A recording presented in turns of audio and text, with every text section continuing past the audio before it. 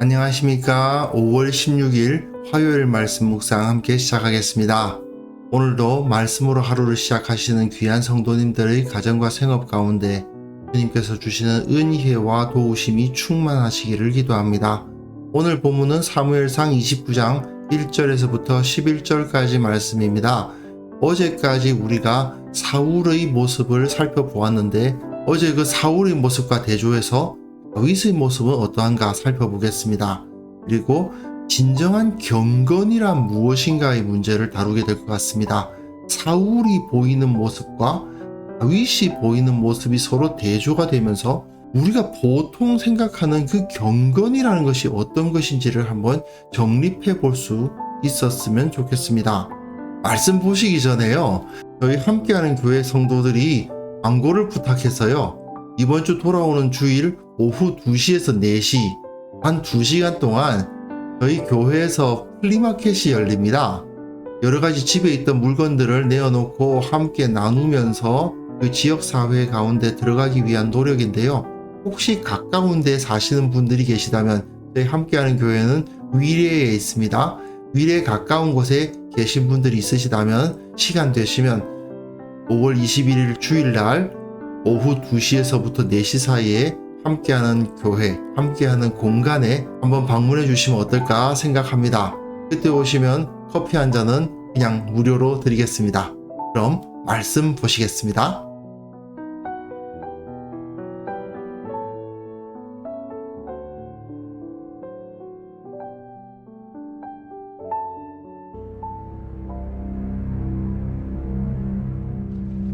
블레셋 사람들은 그들의 모든 군대를 아벡에 모았고 이스라엘 사람들은 이스라엘에 있는 셈 곁에 진쳤더라. 블레셋 사람들의 수령들은 수백 명씩 수천 명씩 인솔하여 나아가고 다윗과 그의 사람들은 아기스와 함께 그 뒤에서 나아가더니 블레셋 사람들의 방백들이 이르되 이 히브리 사람들이 무엇을 하려느냐? 아기스가 블레셋 사람들의 방백들에게 이르되 이는 이스라엘 왕 사울의 신하 다윗이 아니냐? 그가 나와 함께 있은지 여러 날 여러 해로되 그가 망명하여 온 날부터 오늘까지 내가 그의 허물을 보지 못하였노라. 블레셋 사람의 방백들이 그에게 노한지라. 블레셋 방백들이 그에게 이르되 이 사람을 돌려보내어 왕이 그에게 정하신 그 처소로 가게 하소서. 그는 우리와 함께 싸움에 내려가지 못하리니 그가 전장에서 우리의 대적이 될까 하나이다. 그가 무엇으로 그 주와 다시 화합하리이까? 이 사람들의 머리로 하지 아니하겠나이까? 그들이 춤추며 노래하여 이르되 사울이 죽인 자는 천천히요 다윗은 만만이로다 하던 그 다윗이 아니니까. 아기스가 다윗을 불러 그에게 이르되 여호와께서 살아계심을 두고 맹세하노니 내가 정직하여 내게 온 날부터 오늘까지 내게 악이 있음을 보지 못하였으니 나와 함께 진중에 출입하는 것이 내 생각에는 좋으나 수령들이 너를 좋아하지 아니하니 그러므로 이제 너는 평안히 돌아가서 블레셋 사람들의 수령들에게 거슬러 보이게 하지 말라. 내가 무엇을 하였나이까? 내가 당신 앞에 오늘까지 있는 동안에 당신이 종에게서 무엇을 보셨기에 내가 가서 내 주 왕의 원수와 싸우지 못하게 하시나이까? 네가 내 목전에 하나님의 전령같이 선한 것을 내가 아나. 블레셋 사람들의 방백들은 말하기를 그가 우리와 함께 전장에 올라가지 못하리라 하니 그런즉 너는 너와 함께 온 네 주의 신하들과 더불어 새벽에 일어나라. 너희는 새벽에 일어나서 발거든 곧 떠나라. 이에 다윗이 자기 사람들과 더불어 아침에 일찍이 일어나서 떠나 블레셋 사람들의 땅으로 돌아가고 블레셋 사람들은 이스라엘로 올라가니라. 우리는 지금 사울과 다윗의 비교를 계속해 나가고 있는 사무엘서 기자의 어조를 들어야 됩니다. 블레셋이 이스라엘에게 쳐들어갑니다. 이것은 이스라엘 가운데 있었던 사울에게도 큰 위기였죠. 그리고 어제 본문에서 사울이 거의 마지막을 향해서 걸어가는 정말 불쌍해 보이는 모습을 볼 수 있었습니다. 그런데 다윗에게도 이 전쟁은 위기였던 것이죠. 왜냐하면 다윗이 이스라엘과 함께 싸워야 될 판이니까요. 그러니 다윗도 어떻게든 이 위기를 벗어나야 한다는 긴박함이 있었을 것입니다. 그런데도 불구하고 다윗의 모습과 사울의 모습은 상당히 다릅니다. 사울은 위기가 닥쳐오니까 하나님의 말씀이 어디 있는가를 막 찾고 하나님의 말씀이 임하지 않으니까 신접한 여인까지 찾고 있잖아요. 그런데 다윗에게는 그런 모습이 없습니다. 오히려 블레셋 왕의 충신인 양 행세하고 있는 모습만 보이고 있어요. 자기 정체성을 철저히 숨기고 있습니다. 그럼에도 불구하고 위기를 벗어나고 있죠. 어떻게 이런 일이 있을 수가 있지? 그런 생각이 들 정도입니다. 그런데 여기서 우리가 분명하게 깨달아야 될 것이 있죠. 우리가 언뜻 생각하면 경건한 삶, 하나님을 잘 섬기는 사람의 모습, 기도하고 말씀 많이 보고 교회 자주 나와서 여러 가지로 봉사하는 사람들을 주로 경건하다, 하나님을 잘 섬긴다 그렇게 말하지 않습니까? 하지만 사무엘서 기자의 가르침을 살펴보면 꼭 그것만이 경건의 표지라고 볼 수는 없음을 알 수가 있습니다.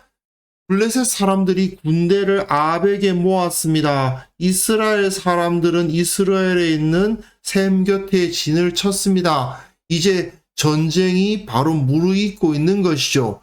그런 상황에서 블레셋 사람들의 수령들이 보니까 수백 명, 수천 명씩 인솔해서 나가고 있습니다. 여기서 다윗은 몇 명입니까? 600명입니다.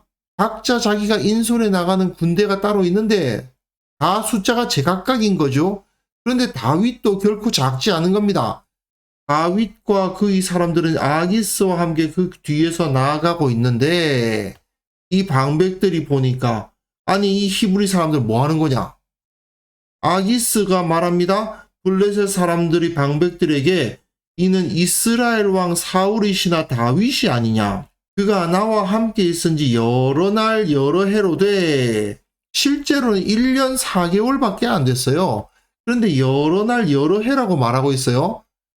그가 망명하여 온 날부터 오늘까지 내가 그의 허물을 보지 못하였노라. 이게 무엇을 의미하는 겁니까? 다윗이 아기스 밑에서 정말 잘한 겁니다. 물론 아기스를 잘 속여 넘겼다라고 말해도 됩니다. 하지만 아기스 치하에서 그에게 필요한 모든 것들을 잘 감당해주고 그 역할을 잘 감당해줬다는 것을 볼 수 있습니다. 아기스 밑에서 분란을 일으킨 적도 없고 맡은 바 일은 제대로 하고 아기스에게 열심히 조공도 갖다 바치면서 좋은 신하 노릇을 했던 거죠. 즉 블레셋의 왕으로부터도 인정을 받을 정도로 현재 자기에게 주어진 일을 열심히 한 것입니다. 물론 이스라엘을 친다고 거짓말하고는 아말렉을 친 건 있죠. 하지만 어쨌든 아기스의 입장에서는 손해볼 것이 없었지 않습니까? 바울의 경우는 어떻습니까? 하나님을 찾는다고 하면서 종교에 집중했죠.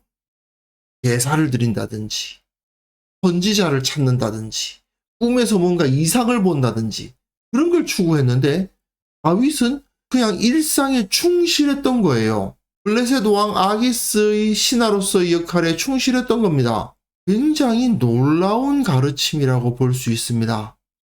하나님의 은혜가 어떤 사람에게 임하는가? 바울처럼 열심히 하나님 찾는다고 하면서 선지자 찾고 하나님의 말씀이 어디 있는지 모르겠다면서 종교적 행위를 하고 결국은 어디까지 갑니까? 신접한 여인까지 가죠. 그러나 다윗은 그게 아니었죠.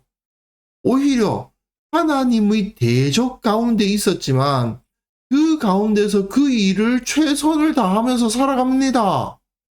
그래서 그 대적의 인정을 받기까지 해요. 하지만 그것이야말로 진정한 경건이었던 것이죠. 방백들이 말합니다. 화가 났습니다. 아니 이 사람 빨리 돌려보내시오. 빨리 그 정하신 처소로 가게 하시오. 그는 우리와 함께 싸움에 내려가지 못합니다. 왜? 배신할 수 있습니다. 그가 무엇으로 그 주와 그 주는 사울을 말하는 거죠? 다시 화합하리이까 이 사람들이 머리로 하지 아니하겠나이까 다윗이 배신을 하고 우리를 다 죽여서 사울에게 공을 세워서 사울과 화합을 할 거다. 이렇게 말하는 거죠. 이 사람 누구냐? 사울이 죽은 자는 천천히요 다윗은 만만히로다 하던 그 다윗이다. 예, 블레셋 사람들도 다 아는 유명한 노래가 되었습니다. 그런데 한번 생각해 보십시오. 다윗의 입장에서 이 노래는요 그야말로 한스러운 노래입니다. 생각해 보면 이 노래만 아니었으면 다윗은 사울의 왕궁에서 사울의 사위로서 편안하게 살 수 있었어요. 이 노래 때문에 사울이 다윗에게 대해서 경계심을 품고 결국은 다윗 죽이겠다고 쫓아오게 되는 상황이 벌어졌던 거 아닙니까? 그런데 이제는 하나님께서 과거의 고통과 과거의 억울함을 이걸로 갚아주시죠. 다윗의 입장에서는 사실 아기스가 자기를 믿는다는 것 자체가 위기입니다. 하지만 이렇게 이 노래를 통해서 블레셋의 방백들이 자기를 의심하게 됨으로 말미암아 다윗은 이스라엘을 치지 않을 수 있게 된 거죠. 아기스가 다윗을 불러 그에게 이르되 여호와께서 살아계심을 두고 맹세하노니. 아니 아기스가 언제 여호와 하나님 섬겼습니까? 이거는 다윗이 여호와 하나님을 섬긴다는 것을 알고 있었고 그의 신앙을 인정하고 있었다는 것을 보여줍니다. 블레셋의 왕이긴 하지만 다윗이 너무나도 자기의 마음에 들게 잘 일을 했기 때문에 그가 여호와 하나님을 섬긴다는 것을 인정해주고 다윗에게 좋은 말로 타일러야 되니까 그 사람의 신을 언급하면서 맹세를 하고 있잖아요. 네가 정직하여 내게 온 날부터 오늘까지 내게 아무런 악이 있는 것을 내가 못 봤다.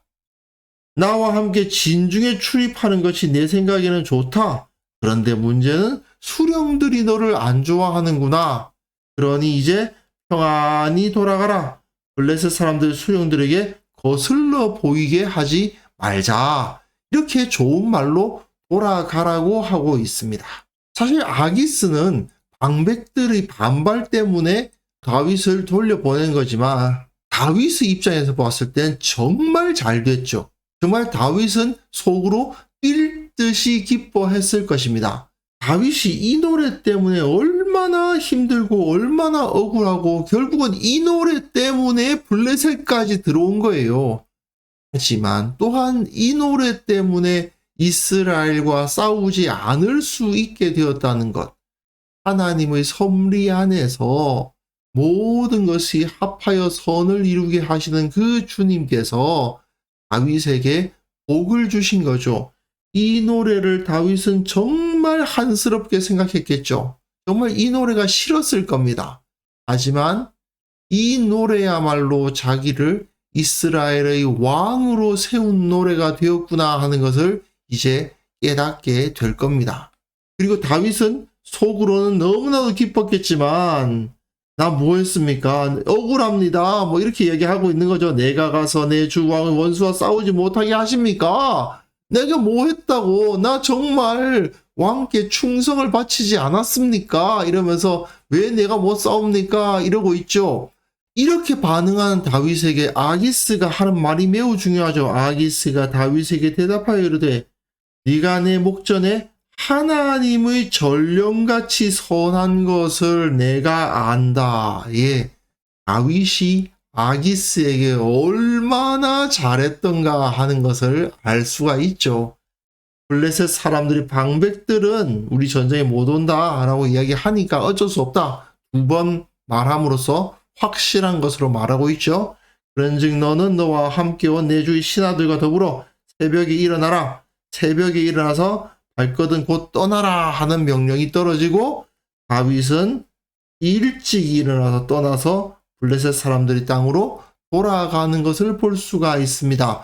아침에 일찍이 일어나는 것은 성경에서는 매우 중요한 일을 할 때에 주로 이런 일이 일어나는데 다윗은 블레셋 가운데 있었지만 이스라엘과의 전쟁을 피할 수 있는 하나님의 보호하심, 하나님의 도우심을 얻을 수가 있었던 것이죠.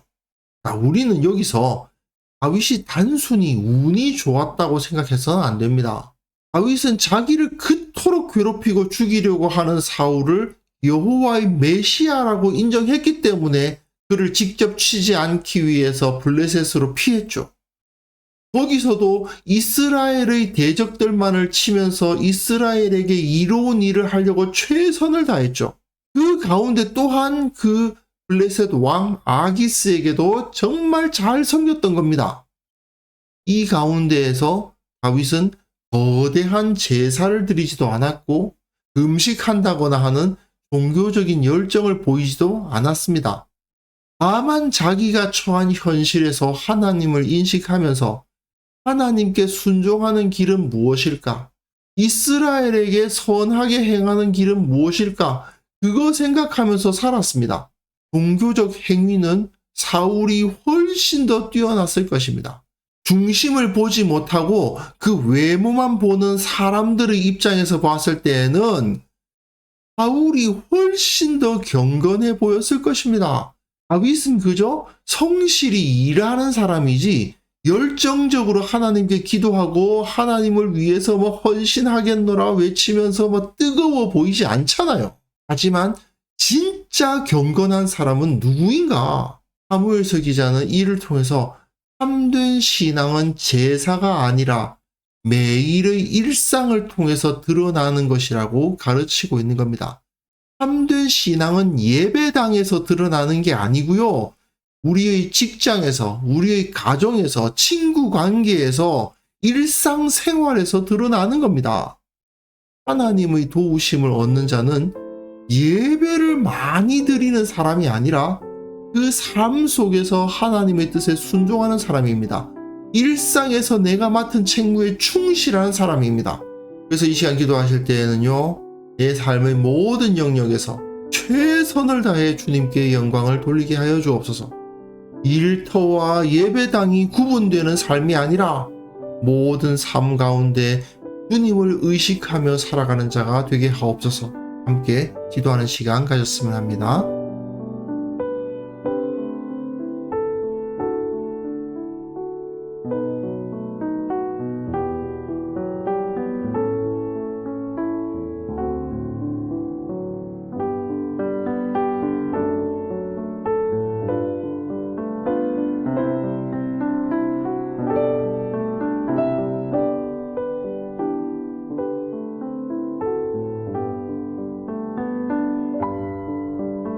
하나님 아버지, 주님 앞에서 늘 경건한 삶을 살아가게 하옵소서.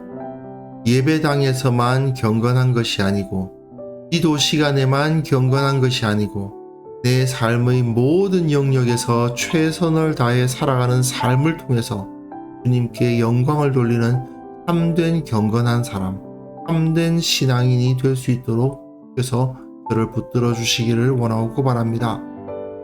우리 모든 성도들이 일터와 예배당을 구분하는 그러한 이중적인 모습을 갖지 않도록 도와주시고 우리의 모든 삶이 주님 앞에 드려지는 것이 되게 하여 주옵소서. 참으로 내가 아침에 눈을 떠서 밤에 잠드는 그 순간까지 언제나 주님을 의식하며 살아갈 수 있도록 도와주시고 주님 앞에 부끄럽지 않은 삶으로 주님께 영광을 돌리는 그러한 귀한 성도들 다 될 수 있도록 도와주시기를 원하옵고 바랍니다. 아버지, 참으로 이 땅에 성경에 근거하지 않은 거짓된 종교적인 가르침이 너무나도 많습니다. 한국 교회 내에는 그런 거짓된 가르침이 일절 자리 잡지 못하게 하시고 오직 진리만이 가득할 수 있도록 주께서 은혜 베풀어 주옵소서. 주님께서 우리와 함께하여 주셨음을 인하여서 감사드리옵고 주께서 오늘도 주의 그 크신 은총으로 우리에게 부어주시사 주님을 더욱더 사랑하고 주님을 더욱더 기뻐하는 우리 모두가 될 수 있도록 도와주옵소서. 예수님의 이름으로 기도합니다. 아멘.